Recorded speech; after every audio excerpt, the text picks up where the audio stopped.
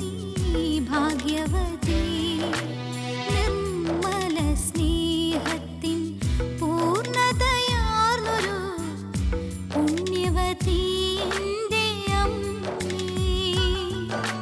സ്വർഗീയ താതന്റെ തിരുവിഷ്ടം നിറവേറ്റാൻ മണ്ണിൽ വസിച്ച നീ ഭാഗ്യവതി. മണ്ണിൽ വസിച്ച നീ ഭാഗ്യവതി.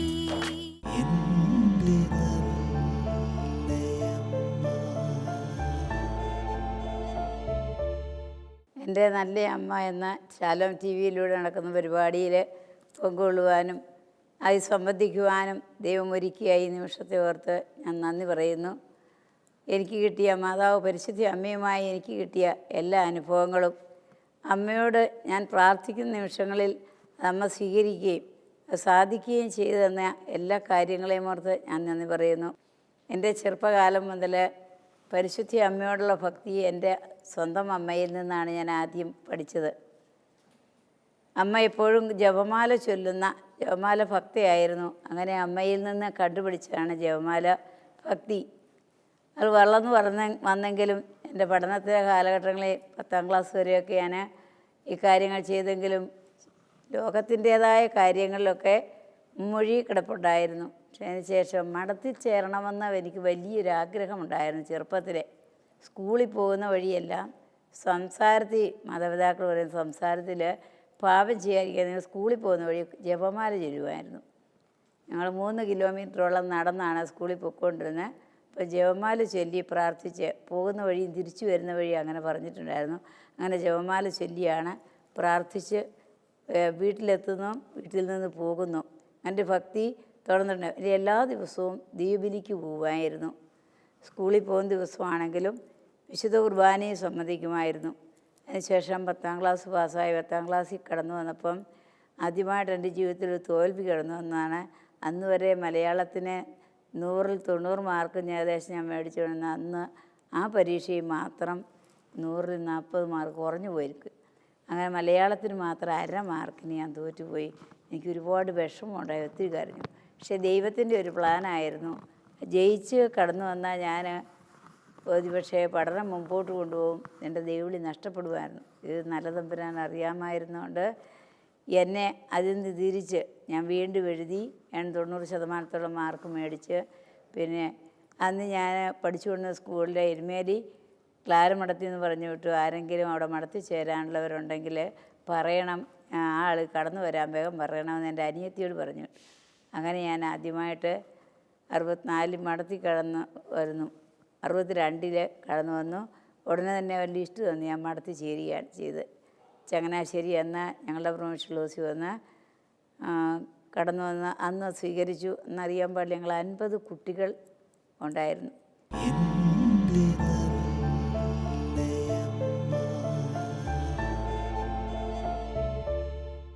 പരിശുദ്ധ അമ്മയോടുള്ള ജപമാല ഭക്തിയുമായി ഞാൻ കടന്നു വന്നപ്പോൾ മാതാവിൻ്റെ തിരുനാളിൻ്റെ മുമ്പിൽ, മാതാവിൻ്റെ ഏത് പെരുന്നാൾ വന്നാലും അതിന് തലേ രാത്രി മുഴുവൻ വെളുക്കുന്നവരെ ഇരുന്ന് ജപമാല ചൊല്ലി പ്രാർത്ഥിക്കുമായിരുന്നു. അതെനിക്ക് ജൂനിയറായിരുന്നപ്പോൾ കിട്ടിയതാണ്. അന്നത്തെ സുപ്പീർ തന്നെ ഞങ്ങൾ അങ്ങനെ പ്രാർത്ഥിച്ചുകൊണ്ട് ഞാൻ വർഷങ്ങളോളം അത് ചെയ്തുകൊണ്ടിരുന്നു. ഈയിടെയൊക്കെ ആയിട്ടൊരു 12 മണി വരെയൊക്കെ ഇരിക്കാൻ പറ്റുന്നുള്ളൂ. ബൈബിൾ എഴുതിക്കൊണ്ടിരിക്കുകയാണ്. അതുകൊണ്ട് ആ സമയങ്ങൾ കുറച്ച് ബാക്കി എഴുതാനായിട്ട് പോവുകയാണ്. അപ്പോൾ അത് വലിയൊരു അനുഭവമാണ്. ജപമാല ചൊല്ലി ആ പ്രാർത്ഥിക്കുന്ന നിമിഷങ്ങളിൽ ഒത്തിരി റോസാമിസ്റ്റിക്കാമാതാവിൻ്റെ രൂപ ഞാൻ പെട്ടെന്ന് എടുത്തു കൊടുത്ത് വെച്ച് അലങ്കരിച്ച് രാത്രി മുഴുവൻ ഇരിക്കും, ഒരു മടുപ്പില്ലാതെ രാത്രി മുഴുവൻ ഇരിക്കും. അതുപോലെ എല്ലാ ആഴ്ചയിലും വ്യാഴാഴ്ച രാത്രിയിൽ ആരാധനയുണ്ടായിരുന്നു. ആ ആരാധനയ്ക്കും ശിവമാല ചൊല്ലിയും ഞങ്ങൾ ഇവിടുന്ന് പലരും പോയി പ്രാർത്ഥിക്കുമായിരുന്നു. കുറച്ച് കുറേ നാളുകളായിട്ട് അത് മുടങ്ങിപ്പോയിരുന്നു. അപ്പം വീണ്ടും ഞാൻ എൻ്റെ ഹൗസിൽ ഇരുന്നാണെങ്കിലും ആ വ്യാഴാഴ്ച രാത്രി ആകുമ്പോഴത്തേക്കിരുന്ന് പ്രാർത്ഥിക്കും. പിന്നെ ഈ മാതാവിനോടുള്ള ഭക്തി വളർന്നു. ഇപ്പോൾ റോസാമിസ്റ്റിക്ക മാതാവിന് വേണ്ടി എനിക്ക് ഗ്രൂപ്പിന് രൂപം വേണമായിട്ട് ആവശ്യപ്പെട്ട് എഴുതി. കൂട്ടായ്മകൾക്കും വൈദികർക്കും സമർപ്പിതർക്കും ആ രൂപം അവർ പെട്ടെന്ന് അയച്ചു കൊടുക്കും. അങ്ങനെ എനിക്ക് കിട്ടിയതാണ് ഈ വലിയ രൂപം മാതാവിൻ്റെ. ഇത് വന്നതിന് ശേഷം എനിക്കൊരു 10-30ഓളം രൂപങ്ങൾ കിട്ടി. വേറെ 1-2 പേരുടെ പേരിൽ ഞാൻ പറഞ്ഞയച്ചപ്പോൾ അത് രൂപമൊക്കെ ഇങ്ങനെ പൊട്ടൽ സംഭവിച്ചു. അതുകൊണ്ട് ഇപ്പോൾ അയക്കുന്ന ആൾ പറഞ്ഞു സിസ്റ്ററിൻ്റെ പേരിൽ ഇനി അയക്കുന്നുള്ളൂ എന്ന് പറഞ്ഞ് പല രൂപങ്ങളും അയച്ചു കഴിഞ്ഞപ്പോൾ ഒരു പ്രാവശ്യം ഇവിടെ ചെറിയൊരു മാതാവിൻ്റെ രൂപമുണ്ട് റോസാമേശിക്ക, അത് പ്രത്യേകം അവിടുന്ന് ബ്ലസ് ചെയ്യിപ്പിച്ച് ഇതാർക്കും കൊടുക്കരുത്, ഇത് സിസ്റ്ററിന് തന്നെ ഉള്ളതാണ് എന്ന് മാതാവ് പറഞ്ഞ് തന്നിരിക്കുന്നതെന്ന് പറഞ്ഞ് ആ രൂപം ഇവിടെ കൊണ്ടുവന്നു.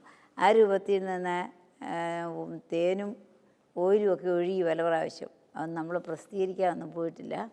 അങ്ങനെ അനുഭവങ്ങൾ നടന്നതാണ്. പിന്നെ അത് കഴിഞ്ഞ് 3-4 അച്ഛന്മാർക്ക് പലർക്കും വ്യക്തികൾക്കുമൊക്കെ ഇങ്ങനെ മാതാവിൻ്റെ രൂപം അയച്ച് അവർക്ക് കിട്ടിയിട്ടുണ്ട്. ഈയിടെ ഇപ്പോൾ 2 എണ്ണം അയച്ചു കഴിഞ്ഞു. ഒരച്ഛനും ഇവിടെ ശുശ്രൂഷ ചെയ്യുന്ന ഒരാൾക്കുമായിട്ട്. ഇപ്പോൾ മാതാവിനോട് പ്രത്യേക ഭക്തരായവർക്ക് പെട്ടെന്ന് കിട്ടും. ഇവിടെ വരുന്ന വൈദികരെല്ലാം മാതാവിനോട് ഭക്തരാണ്. അതുകൊണ്ട് അവരിങ്ങനെ ഈ രൂപം ആവശ്യപ്പെട്ടു. ഞാനിവിടെ പഠിച്ച് വലിയ പൂജ്യമായിട്ട് പ്രാർത്ഥിക്കുന്ന അവരാവശ്യപ്പെട്ടു. അങ്ങനെ അവർക്കെല്ലാം വരുത്തി കൊടുത്തു. പലർക്കും ചോദിച്ചവർക്കൊക്കെ കൊടുത്തു. ഈ അടുത്ത നാളിലാണ് വേറെ ഒരച്ഛൻ മനോജ് അച്ഛൻ ചോദിച്ചു. അപ്പോൾ ഇവിടുത്തെ ശുശ്രൂഷ ചെയ്യുന്ന ഒരാളും അപ്പോൾ ആ വ്യക്തി അയച്ചു തരുന്ന വ്യക്തി ഈയിടെ ജർമ്മനിയിൽ നിന്ന് ഇവിടെ വന്നപ്പോൾ ഇതെല്ലാം കണ്ടു ഭയങ്കര സന്തോഷമായി. അമ്മ ഞങ്ങൾ വെച്ചിരിക്കുന്നതും അമ്മയോടുള്ള ആ ഭക്തിയെല്ലാം ആളിന് വലിയ ഇഷ്ടമായി. അപ്പോൾ ഈയിടെ ചെന്നിട്ട് പറഞ്ഞു, കഴിഞ്ഞ ദിവസം എന്നെ വിളിച്ച് പറഞ്ഞു, ഞാൻ 2 രൂപ അയച്ചിട്ടുണ്ട്, സിസ്റ്ററിൻ്റെ പേരിൽ അയക്കുന്ന, കുഴപ്പമൊന്നും ഇല്ലാതെ അവിടെ വന്നോളുമല്ലോ എന്ന് പറഞ്ഞു. എങ്കിലും 1 മാസത്തോളം പിടിക്കുമെന്ന് പറഞ്ഞു. അങ്ങനെ പരിശുദ്ധ അമ്മയോടുള്ള ഭക്തി വ്യക്തികളിലേക്ക്, പിന്നെ ഇവിടെ വന്ന് എന്നെ സഹായിക്കുകയും എടുക്കുകയും ചെയ്ത പല കുടുംബങ്ങളിലും കടന്നു വന്ന മിക്കവാറും കുടുംബങ്ങളിൽ ഞാൻ മാതാവിൻ്റെ വലിയ രൂപം മേടിച്ച് കൊടുത്തിട്ടുണ്ട്. പിന്നെ ചില വീടുകളിലൊക്കെ ഈ എൻ്റെ റോസാമേശിക്ക രൂപം കൊണ്ടുപോയി വെച്ച് ഞാൻ പ്രാർത്ഥിച്ചുകൊണ്ട് ഇന്നടത്ത് കൊണ്ടുപോയി. അപ്പോൾ ഈ രൂപം എടുക്കുകയും കൊണ്ടുപോവുകയും ചെയ്യുന്നതെല്ലാം വലിയ ഭക്തിയോടെ രൂപം വീട്ടിലേക്ക് ഞാൻ പറഞ്ഞ് തിരി കത്തിച്ച് പിടിച്ച് എല്ലാവരും ലൈനായിട്ട് നിന്ന് വേണം അകത്ത് കയറാൻ. അപ്പോൾ അങ്ങനെ കയറുമ്പോൾ ഭയങ്കര അനുഭവമാണ്. ആ വീട്ടിലും അതെ, ഭയങ്കര സുഗന്ധമാണ്. അതിനിടെ ഞങ്ങൾ കൊണ്ടുപോരുന്ന അവർക്ക് കരച്ചില്ല, കൊണ്ടുപോരുന്ന അത്ര സ്നേഹം അവർക്ക്. ഇവിടെ വന്ന് ഒരുപാട് മക്കൾ ജപമാല ഭക്തരായി മാറി എന്ന് പറഞ്ഞാൽ വിളി വേഷിക്കുന്ന അമ്മയായിട്ട് മാറി. മറ്റൊന്നൊരു വീട്ടിൽ ഒരു സിസ്റ്ററിൻ്റെ വീട്ടിലാണ് മാതാവിൻ്റെ രൂപം വേണമെന്ന് പറഞ്ഞ് ഇങ്ങനെ ജർമ്മനിയിൽ നിന്ന് ആൾ അയച്ചു തന്നു.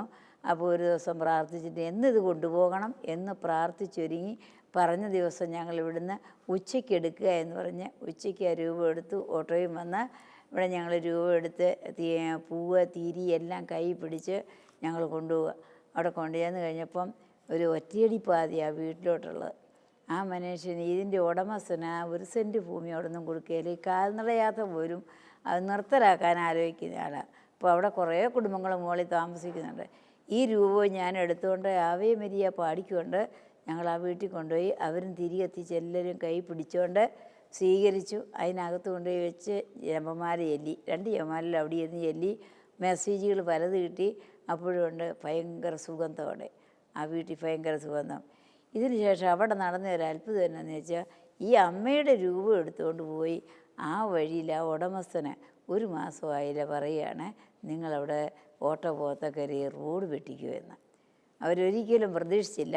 അവർക്കങ്ങനെ പ്രതീക്ഷിക്കാത്ത ഒരു വഴി റോഡ് അവരുടെ വീടും കഴിഞ്ഞ് മറ്റു വീടുകളിലേക്കൂടെ ആ ഉടമസ്ഥ കൊടുത്തത്. ഒന്നിച്ച് കിടക്കുന്ന ഒരു ഫ്ലോട്ടായിരുന്നു, റബ്ബർ തോട്ടമായിരുന്നു. അപ്പോൾ അത് ഇപ്പോൾ അമ്മയുടെ മധ്യസ്ഥതയിൽ മാത്രമാണ് അത് കിട്ടിയതെന്ന് ഞാൻ ആ വീട്ടുകാർ പറഞ്ഞു. നന്ദിയായിട്ട് നിങ്ങളൊരു ജപമാല ചെല്ലണമെന്ന് പറഞ്ഞു. അമ്മയാണത് നടന്ന്. അപ്പോൾ ആരാണ്ടൊക്കെ വഴിതടസ്സം ഇവിടെ വന്ന് പറഞ്ഞപ്പം എൻ്റെ അച്ഛൻ്റെ വസ്തുവിന് കേസ് കൊടുത്ത് വഴിതടസ്സം അവരിട്ടിരിക്കുന്ന വഴിയല്ല, പഴയ വഴിയല്ല, വീടിൻ്റെ മുറ്റത്തൂടെ കൊടുക്കണം.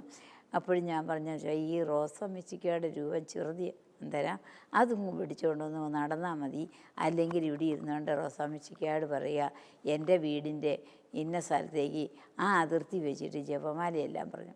ഏതായാലും ആ കേസും ഇങ്ങനെ മാറി. ഈയിടെ എനിക്ക് തന്നെ ഉണ്ടായൊരു അനുഭവം. എൻ്റെ സ്വന്തം കസിൻസാണ് അതിർത്തി തർക്കം. അപ്പോൾ അതിന് വലിയ കേസായി അങ്ങനെ കിടക്കുകയാണ്. അപ്പോൾ കുടുംബക്കാർ കേസെന്നുള്ള വലിയ മോശം. ഇവിടെ എൻ്റെ അടുക്ക് വന്ന് പ്രാർത്ഥിക്കാനായിട്ട് കിടന്നു വന്ന് ഞാനുടനെ എന്നെ വിജയരഹസ്യം എന്ന് പറഞ്ഞ അംഗത്തിൻ്റെ പുസ്തകം അത് കൊടുത്ത്, കൂടാതെ ജപമാല ഈ അതിർത്തി 4 പറമ്പിൻ്റെ 4 ദിക്കിലും ചെല്ലാൻ പറഞ്ഞു. ഓരോ അതിർത്തിയിട്ട് ഓരോ രഹസ്യം വെച്ച് ജപമാലയെല്ലാം പറഞ്ഞ് പിന്നെ മറ്റു ഒത്തിരി പ്രാർത്ഥനകളും പറഞ്ഞു കൊടുത്തു. ഇപ്പോൾ ഓസ്ട്രേലിയയിലായിരുന്ന മക്കൾ തിരിച്ചു വന്ന്, ഒരാൾ ചെയ്തതിന് ജ്യേഷ്ഠൻ തിരിച്ചു വന്ന് അവർ കേസുകളെല്ലാം പിൻവലിപ്പിച്ചു എന്നാണ് ഞാൻ അറിഞ്ഞിരിക്കുന്നത്. അങ്ങനെ അപ്പോൾ അത് ഒരു മാസം പോലും എടുത്തില്ല. 2-3 ആഴ്ചയെ ഈ പ്രാർത്ഥിച്ചത്. അപ്പോൾ ഇങ്ങനെ അനുഭവത്തിൽ വന്ന് പറയും, മാതാവ് വിളിച്ചാൽ വിളി കേൾക്കുന്ന ഒരമ്മയായിട്ട് പെട്ടെന്ന് മാറി. ഏതാണ്ട് ഒരു 10 വർഷം പാടൊക്കെ എനിക്ക് പെട്ടെന്ന് ഞാൻ കൊണ്ടുപോയി പരിശോധിപ്പിച്ചപ്പോഴേ, ബ്ലീഡിങ് ആയിരുന്നു, പരിശോധിപ്പിച്ചപ്പോൾ ക്യാൻസർ രോഗമാണ്. 4.5 വർഷത്തെ പഴക്കമുണ്ടെന്ന് ഡോക്ടർ പറഞ്ഞു. അപ്പോൾ പെസഹ വ്യാഴാഴ്ച വരുന്നേ ഉള്ളൂ, 10-ാം തീയതി ആ പെസഹ വ്യാഴാഴ്ച വരുന്നു. അപ്പം ഞാൻ പറഞ്ഞു, എന്നാ അന്നേരം ഞാൻ ഡിവൈനിൽ പോയി ധ്യാനം കൂടാതെ എൻ്റെ ദേഹത്ത് ഞാൻ കത്തി വെപ്പിക്കുകയില്ല എന്ന് പറഞ്ഞു.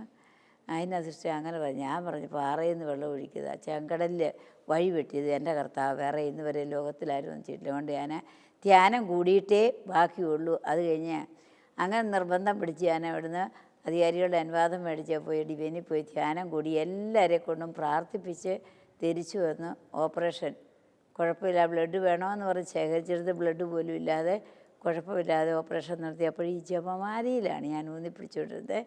അപ്പോൾ എൻ്റെ അനിയത്തി സിസ്റ്ററുണ്ട്, കാഞ്ഞിരപ്പള്ളി സിസ്റ്ററും എനിക്ക് വേണ്ടി ജപമാല ചൊല്ലുകയാണ്. അപ്പോൾ കുടുംബത്തിലും ജപമാല ചൊല്ലി, മാതാവിനോട് വീട്ടിലും പ്രാർത്ഥന. അവിടെയുണ്ടൊരു വേളാങ്കണ്ണി മാതാവിൻ്റെ പള്ളി.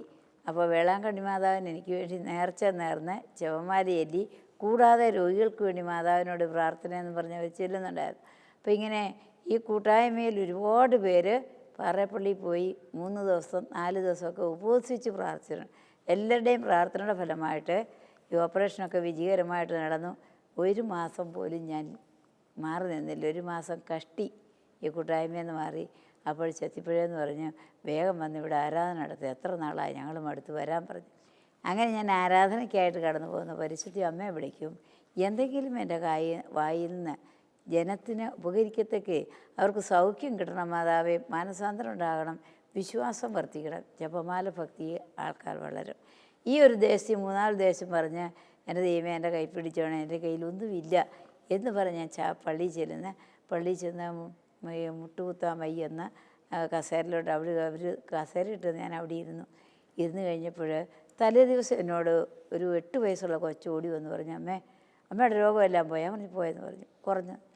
ഞാനും എൻ്റെ മമ്മിയും കൂടെ വെള്ളിയാഴ്ചകളിൽ ഉപവസിച്ച് പ്രാർത്ഥിക്കുകയായിരുന്നു. ഞാൻ പഠിപ്പിച്ച പോലെ ഉപവസിച്ച് പ്രാർത്ഥിക്കുന്നുണ്ടായിരുന്നു കേട്ടോ. ഞാൻ പറഞ്ഞു, എനിക്ക് വേണ്ടി പ്രാർത്ഥിച്ചവരെല്ലാം ചെത്തിപ്പുഴ വെച്ച് മുഴുവൻ ഞാൻ പ്രാർത്ഥിച്ചേച്ച് നല്ലൊരു സ്തുതി പോയി. ദൈവം നിങ്ങളുടെ ഇടയിൽ വീണ്ടും കൊണ്ട് നിർത്തിയതിന് ദൈവത്തിന് നന്ദി പറയുന്നു എന്ന് പറഞ്ഞ് ഞാൻ കയറി അങ്ങ് സ്തുതിച്ചു. എല്ലാ ജനമെല്ലാം കൂടെ ഒത്തിരി പേര് കരയുന്നുണ്ടായിരുന്നു. അങ്ങനെ ആ സ്തുതിപ്പിലൂടെ പെട്ടെന്നൊരു കൈ എൻ്റെ വയറിലേക്ക് വന്ന് പതിച്ചു. നല്ലപോലെ കഴിയുമ്പോൾ എനിക്ക് ഭയങ്കര ശക്തി, കസേര ഇരുന്നിട്ട് ഇരിക്കണമെന്നില്ല, ഞാൻ നിന്നുകൊണ്ട് തന്നെ ബാക്കി മുഴുവൻ ആരാധനയെടുത്ത് അവിടുന്ന് തിരിച്ചു പോരുന്ന പുതിയൊരു ശക്തിയോടെ ഞാൻ പോകുന്നത്. 8 ദിവസമേ ഞാൻ മരുന്ന് കഴിച്ചിട്ടുള്ളൂ. ക്യാൻസറിൻ്റെ എല്ലാം മുറിവ് കരിയ. ബാക്കി റേഡിയേഷൻ എടുത്തപ്പോൾ എനിക്ക് ഭയമാണ്. അപ്പോൾ ഡോക്ടർ പറഞ്ഞു, റേഡിയേഷൻ വേണം സിസ്റ്റർ, 28 എണ്ണം വേണം. എന്നാൽ എന്നോട് പറഞ്ഞ് സുഖപ്പെടുത്തി. ഇതന്നെ ഇങ്ങനെ. അപ്പോൾ ഈ ഹോസ്പിറ്റലിൽ കിടന്നപ്പോൾ തന്നെയാണ് എന്നോട് പറഞ്ഞത്. അതിന് ശേഷമാണ് ആരാധനയ്ക്ക് വന്നത്. അപ്പോൾ ഈ റേഡിയേഷൻ വേണമെന്ന് പറഞ്ഞപ്പോൾ എനിക്ക് പെട്ടെന്ന് എന്നിലേക്ക് ഭയം കടന്നു വന്നു. എങ്ങനെ എനിക്കറിയത്തില്ല. അതുവരെ യാതൊരു ഭയമില്ലായിരുന്നു. തിയേറ്ററിൽ പോകുമ്പോഴൊക്കെ എൻ്റെ ബാച്ച് തന്നെ എന്നെ ശുശ്രൂഷിക്കാൻ പറഞ്ഞു, ഇതന്നെ ഇങ്ങനെ കൂളായിട്ട് പോകുന്നു, ഒരു പേടിയില്ലല്ലോ, ഒന്നുമില്ല. നമ്മൾ ഇതിനെ പേടിക്കുന്നു ചോദിച്ചാൽ എൻ്റെ കൂടെ അമ്മയുണ്ടെന്ന് പറഞ്ഞു. അങ്ങനെ ഞാൻ ഓപ്പറേഷൻ കഴിഞ്ഞ് തിരിച്ച് വന്നപ്പോൾ 5-6 ദിവസം കഴിഞ്ഞ് 4 ദിവസം കഴിഞ്ഞപ്പം പറഞ്ഞു റേഡിയേഷൻ എടുക്കണമെന്ന് റേഡിയേഷൻ്റെ ഡോക്ടർ പറഞ്ഞു. അപ്പോൾ എനിക്ക് പെട്ടെന്ന് എൻ്റെ ശരീരം മുഴുവൻ അങ്ങ് തളർന്നു. ഞാനൊരു ഭയത്തിലേക്ക് നീങ്ങി. എന്തുകൊണ്ടാണെന്ന് എനിക്കറിയത്തില്ല. ഉടനെ എൻ്റെ അനിയത്തി ആ സ്പോട്ടിൽ വിളിക്കുന്നു, എങ്ങനെയുണ്ടോ, എന്നാ പോകുന്നത്? ഞാൻ പറഞ്ഞു, പോകാനില്ല, റേഡിയേഷൻ ഉണ്ടെന്ന് പറഞ്ഞു, അത് 28 എണ്ണം. എനിക്കത് കേട്ടപ്പോൾ കൊച്ചെ ഭയങ്കര ഭയം വന്നു. എന്നാന്ന് എനിക്കറിയത്തില്ല, എന്താണെന്ന് എനിക്കറിയത്തില്ല, ഭയം തന്നു. എനിക്ക് ശരീരത്തിനൊരു തളർച്ച. എന്നാൽ ഇന്ന് രാത്രി തന്നെ ഞാനത് മാതാവിനോട് പറഞ്ഞു. അന്ന് രാത്രിയിൽ പുള്ളിക്കാരൻ സിസ്റ്റർ ഇരുന്നോണ്ട് ജപമാല എരി മുട്ട കൊത്തി വിരിച്ച് എന്നോട് പറഞ്ഞ് കൈ വിരിച്ച് പിടിച്ച് ഞാൻ കരഞ്ഞ് ജപമാല ചെല്ലിയെന്ന് പറഞ്ഞ് എന്തായാലും ഉള്ള നേരം എടുത്തപ്പോൾ ഞാൻ യാതൊരു കുഴപ്പമില്ല, എനിക്ക് ഭയവും ഇല്ല, എല്ലാം വിട്ടുമാറി. ഞാൻ പറഞ്ഞു, സമിഷ്ടിക്കുക മാതാവിനെ വിളിക്കണേന്ന് ഞാൻ ഈ പറയുന്ന എല്ലായിടും. അപ്പോൾ കാരണം വൈദികരുടെയും സമർപ്പിതരുടെയും അമ്മയാണ്. ഇറ്റലിയിൽ അതിനായിട്ട് മാത്രം പ്രത്യക്ഷപ്പെട്ട് മെസ്സേജുകൾ തന്നാണ്. അപ്പോൾ അമ്മയോട് മാത്രം പ്രാർത്ഥിക്കണമെന്ന് പറഞ്ഞാൽ അങ്ങനെ അമ്മയുടെ രൂപം വെച്ച് ഞാൻ ഓപ്പറേഷൻ എവിടെ ആശുപത്രി പോയാലും ഞാനൊരു രൂപം എടുക്കും, പടവേലും എടുക്കും, റോസാമിച്ചിക്കാടെ. അതുകൊണ്ട് വെച്ച് എൻ്റെ അടുക്ക വെച്ചോണ്ടിരിക്കും.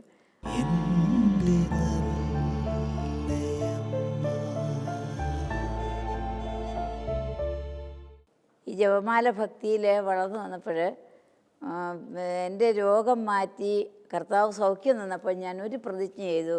ആ രോഗക്കിടക്കി കിടന്നതന്നെ ഇനിയും എനിക്ക് ജീവൻ തന്നാൽ എസെക്കിയാ രാജാവിന് 15 വർഷം കൊണ്ട് നീട്ടിക്കൊടുത്ത കർത്താവേ, എനിക്കിനിയും ജീവിതം തരുന്നെങ്കിൽ എൻ്റെ ശ്വാസം പോലും നിൻ്റെ വചനത്തിനും നിൻ്റെ മഹത്വത്തിനും ദൈവരാജ്യത്തിനും വേണ്ടി മാത്രമല്ല, ഞാൻ വേറൊന്നും ചെയ്യുകയില്ല എന്ന് അന്ന് ഞാനൊരു പ്രതിജ്ഞ എടുത്തു.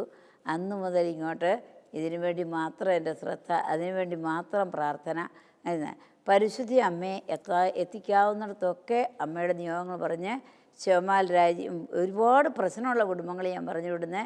ഭവനത്തിന് ചുറ്റും ആദ്യം പ്രാർത്ഥനാമുറിയിൽ നിന്നൊരു രഹസ്യം ചെല്ലുക, ശിവമാല തുടങ്ങിയിട്ട് വീണ്ടും നിങ്ങൾ തിരികെത്തിച്ച് പിടിച്ചിറങ്ങി ഭവനത്തിന് ചുറ്റും ശിവമാലയെല്ലാം പറഞ്ഞു. അങ്ങനെ ചെല്ലുമ്പോൾ സാത്താൻ്റെ കെട്ടിവിടുന്നത് വലിയ ശക്തിയാണ്. ചെയ്തവർ ഒത്തിരി പേരുണ്ട്, അവർക്ക് അനുഭവമുണ്ട്, ഇന്നും ചെയ്തുകൊണ്ടിരിക്കുന്നവരുണ്ട്. ഇവിടെയും ഞങ്ങൾ പ്രദക്ഷിണം നടത്തുന്ന വലിയ അനുഭവമാണ്. മാതാവിൻ്റെ പ്രദക്ഷിണം നടത്തുമ്പോൾ ആ റാലിയിൽ ഒരു രഹസ്യത്തിനുള്ളതൊക്കെ അപ്പോഴേ കിട്ടിക്കഴിയുന്നു. പിന്നെ ജപമാല ഭക്തിയിൽ കടന്ന് മാതാവിനുള്ള ഭക്തി വളർന്നു വന്ന ഈ സ്കൂളിലും ഇവിടെ സംബന്ധിച്ചെല്ലാവരും ഇതുപോലെ തന്നെ സ്കൂളിൽ ആദ്യം ഒരു 10-20 വർഷങ്ങൾക്ക് മുമ്പ് ഫാത്തിമയിലെ മാതാവിനെ എറണാകുളത്തുള്ള മാതാവിൻ്റെ ഭക്തയായ ബ്രദേഴ്സുണ്ട്, അവർ ഇവിടെ കൊണ്ടുവന്നു. അപ്പോൾ ആഘോഷപൂർവ്വം ഞങ്ങൾ ആ റോഡ് മുഴുവൻ അലങ്കരിച്ച് ഇവിടെ എല്ലാം അലങ്കരിച്ച് തിരി കത്തിച്ച് പിടിച്ച് അന്നത്തെ ജനങ്ങൾ മുഴുവൻ ആഘോഷത്തോടെ ഇവിടെ കൊണ്ടുവന്ന് ഫാത്തിമ മാതാവിൻ്റെ രൂപം വെച്ചു. അന്ന് ജപമാല ചൊല്ലി വിശുദ്ധ കുർബാന അർപ്പിച്ചു എല്ലാവർക്കും. അന്ന് ഏകദേശം 6-7 മണി വരെ ഇവിടെ ആൾക്കാർ നിന്ന് പ്രാർത്ഥിച്ചുകൊണ്ടിരുന്ന് വീണ്ടും രൂപം എടുത്ത് ഞങ്ങൾ മഠത്തിൽ കൊണ്ടുപോയി വെച്ചിട്ട് അന്ന് രാത്രി മുഴുവൻ ഞാൻ ഇരുന്ന് പ്രാർത്ഥിക്കുകയായിരുന്നു മാതാവിൻ്റെ അടുക്കെ. പിറ്റേ ദിവസം സ്കൂളിൽ കൊണ്ടുപോയി ഈ രൂപം വെച്ചു. 2010 അതിൻ്റെ ഓർമ്മ. അന്ന് സ്കൂളിൽ വെച്ച് കഴിഞ്ഞ് പിള്ളേരും എല്ലാവരും കൂടെ മുറ്റത്ത് പുറത്ത് വരാന്തി രൂപം അലങ്കരിച്ച് വെച്ചു. അതിനുശേഷം മുറ്റത്ത് നിന്ന് എല്ലാവരും കൂടെ ജപമാല ചൊല്ലി പിന്നെ അവർക്കുള്ള ഉപകരണങ്ങളെല്ലാം ഈ അമ്മയുടെ രൂപത്തെ കൊണ്ടുവന്ന് തൊടിയിച്ചുകൊണ്ട് അവരെല്ലാം ആ വർഷം ആദ്യമായിട്ട് ഇവിടെ 100% വിജയം SLCക്ക് കിട്ടി. ഒത്തിരി പിള്ളേരൊക്കെ പല പിള്ളേരും ഉണ്ടായിരുന്നു മണ്ടന്മാർ, എന്നിട്ടും അത് പരിശുദ്ധ അമ്മയുടെ നിയമം മാത്രമാണ്. ഈ കഴിഞ്ഞ വർഷം ഇതേ തുടർന്ന് ഇവിടെ സ്കൂളിൽ 8:30 ആകുമ്പോഴത്തേക്ക് കുട്ടികൾ വരുന്നവർ ഒന്നിച്ചു കൂടി, കുറച്ച് പേർക്ക് ഒന്നിച്ചു കൂടിയിട്ട് ചിന്തനേച്ചി മദറിനോട് ചോദിച്ച് ജപമാല ചൊല്ലി ഈ സ്കൂളിന് ചുറ്റും എന്നും ജപമാല ചൊല്ലിക്കൊണ്ടിരിക്കുകയാണ്. സ്കൂളുള്ളപ്പോഴെല്ലാം കുട്ടികൾ വന്ന് പിന്നെ അവരോട് പറയേണ്ട, അവർ വരുന്നവർ ഈ സഹകരിച്ചോളും. ക്ലാസ്സിൽ കൊണ്ട പുസ്തകം ചില പുസ്തകം വെക്കാതെ പുസ്തകം വെച്ചതിന് ശേഷം ഇവർ വന്ന് എല്ലാവരും ജപമാല ചൊല്ലി ഈ സ്കൂളിന് ചുറ്റും അവർ റൗണ്ട് ചെയ്തിട്ടുണ്ട്. അപ്പോൾ ഒരു പ്രാവശ്യം പ്രാർത്ഥിച്ച ഈ പ്രദേശം മുഴുവൻ വലിയൊരു ജപമാലയാൽ കെട്ടപ്പെട്ട് കിടക്കുക എന്ന് പറഞ്ഞു. അതുകൊണ്ടാണ് ഒത്തിരി അപകട സാഹചര്യങ്ങളിൽ നിന്നൊക്കെ ഞങ്ങൾ രക്ഷപ്പെട്ട് പരിശുദ്ധ അമ്മയുടെ ഓടുള്ള വ്യക്തിപരമായ പ്രാർത്ഥന, സമൂഹമായ പ്രാർത്ഥന എല്ലാം. പരിശുദ്ധ പിതാവ് ജോൺ പോൾ രണ്ടാമൻ മാർപ്പാപ്പ പറഞ്ഞിരിക്കുന്നത് ചരടിൽ കോർത്ത ബൈബിളാണ് ജപമാലയെന്ന്. മുഴുവൻ ഈശോയുടെ കാര്യങ്ങളും ഈശോയെപ്പറ്റിയാണ് നമ്മളതിൽ ധ്യാനിക്കുന്ന മുഴുവൻ. പരിശുദ്ധ അമ്മയോട് മധ്യസ്ഥം തേടിക്കൊണ്ട് പ്രാർത്ഥിക്കുന്ന ഏറ്റവും വലിയ ശക്തിയുള്ള പ്രാർത്ഥനയാണ് ജപമാല. ഇതെല്ലാവരും കയ്യിൽ നിന്ന് നടക്കുന്ന വഴിയിൽ പോലും നമ്മുടെ കയ്യിൽ നിന്ന് ജപമാല മാറാതെ ജപമാല ഭക്തിയിൽ ജനം മുഴുവൻ വളർന്നു വരണമെന്ന് ആഗ്രഹിക്കുകയും പ്രാർത്ഥിക്കുകയും ചെയ്യുന്നു.